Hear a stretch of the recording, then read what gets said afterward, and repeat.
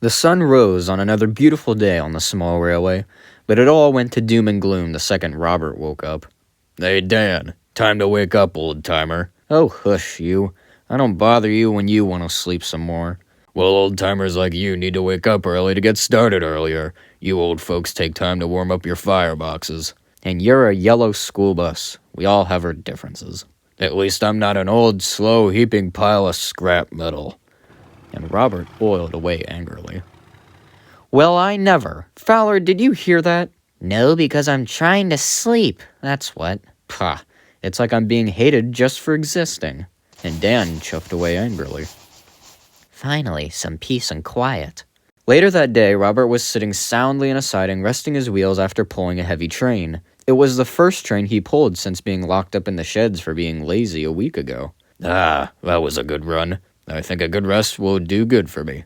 Just then, Robert's driver was getting ready to hop out of the cab.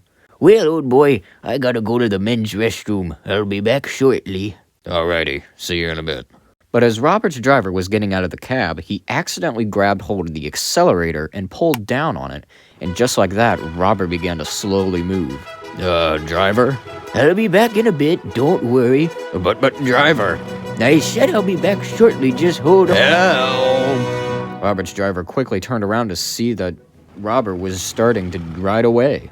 "Oh dear." Robert's driver tried catching up, but it was too late. Robert was gaining too much speed. "Oh, fiddlesticks. I guess the bathroom is gonna have to wait." And Robert's driver quickly ran to phone for help. Meanwhile, Dan just got done pulling the express. Phew, another good long run for my wheels. I need a good rest now. Suddenly, a man ran up to Dan's driver. "Emergency! Robert is a runaway! Someone needs to save him!" "I'll save him." "But Dan, you're low on coal and water. It's worth a shot." Dan was immediately uncoupled from the express coach, but just as he was beginning to leave, Robert zoomed right past him. "Help me!" "We gotta turn around. We don't have time. We'll have to chase him backwards." And that's exactly what Dan did. He began racing after Robert by going backwards. "I'll catch this diesel if it's the last thing I do."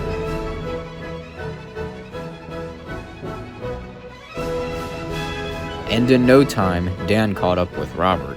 "We're almost bone dry on water, and we only have a little coal left. Use every last bit. We don't have a choice." Every last bit of coal was used, and as the water was near empty, Dan finally caught Robert. "Gotcha!" Dan shouted as he coupled up to Robert as his fireman did a trapeze act to do so. "We're out of coal. Are you coupled up to Robert?" "Yes, apply the brakes." Dan slammed on the brakes as Robert began to slow down. "Hurry, I see buffers ahead." And he was right. Up ahead lay a pair of buffers. "I know what to do. I'll have to climb up on his roof to get inside." And without hesitation, Dan's fireman climbed across Dan's tender and up onto the top of Robert. He began to walk across it. The weight of Robert made the engine creak from side to side as the two raced along the line. Then, Dan's fireman scrambled into the open door and fidgeted the brake system. He applied the brakes hard, and the train began to slow down, but more trouble lay ahead. And the two engines veered into the siding. "It's do or die now." Brake harder."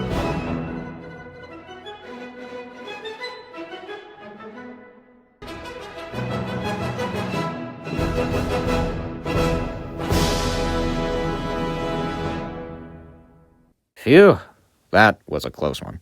Oh my lands, that was too close for comfort. "So, you let the old, slow, heaping pile of scrap metal catch you, huh?" Robert remained silent. "But I'm out of water and coal. You'll have to pull me home." And that's what Robert did. He pulled Dan into the nearest station, where they were met by Sir Philip Richardson. "Marvelous work, Dan. For your heroics, you shall be mended to fix your auto parts, and they shall be replaced with more modern ones." "Thank you, sir." And Robert learned that just because you're old doesn't mean you can't still be very useful.